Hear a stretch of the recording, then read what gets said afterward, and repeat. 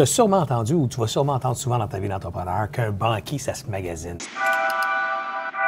Qu'est-ce qu'on magasine chez un banquier? Bien, en fait, il y a 2-3 choses bien importantes. T'sais, moi, je dirais la première, c'est voir l'intérêt de ton banquier. C'est un passionné. Un passionné de quoi? Un passionné d'entreprise, de business. Quand tu parles de dossier, il est curieux, quelqu'un qui aime ça, qui pose des questions. Ça, moi, je pense que c'est un critère super important parce que s'il est curieux, il va vraiment poser les bonnes questions, il va pousser pour comprendre ta business. Mais ça, j'aime ça que tu dis ça parce que c'est pas juste bon pour les banquiers, c'est bon pour à peu près n'importe quel partenaire ou fournisseur que tu cherches Mais c'est un bon point. Souvent, les gens vont choisir le prix. Tu sais. Le moins cher. Exact. Tu achètes le moins cher, tu regardes juste le prix, mais tu oublies que la personne avec qui tu fais affaire, cette personne-là, il faut qu'elle tripe sa job. Ça prend quelqu'un de passionné. Moi, j'achète ça de big time. Là. Puis l'autre affaire, c'est le fit. T'sais. Si t'as pas un bon fit avec ton banquier,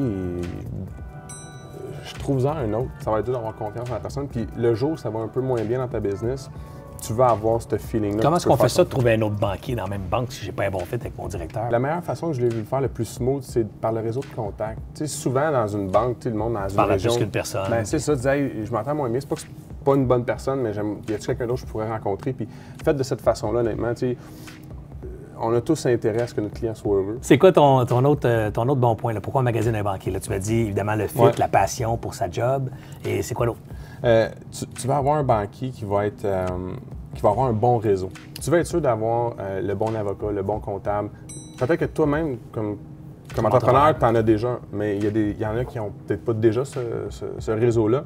C'est sûr que comme banquier, si on réfère des spécialistes, ben c'est parce qu'on a déjà travaillé avec eux, sont reconnus dans le marché. Je vais te couper, Jean-François. On peut aller même plus loin que ça, Jean-François. Tu me corriges si j'ai tort, mais tu sais, le banquier, c'est peut-être un maudit bon vendeur pour toi aussi parce qu'il fait affaire avec plein d'autres mondes. Il connaît plein... On fait du maillage. Ben oui, c'est ça. Moi, ce que je dis, c'est utilise ton banquier pour t'ouvrir des portes pour des clients, t'ouvrir des portes pour des fournisseurs, te négocier des bons deals, des fois des meilleures conditions, des achats de groupe. Un directeur de compte travaille avec une équipe de directeurs de compte. Ici, on a des collègues.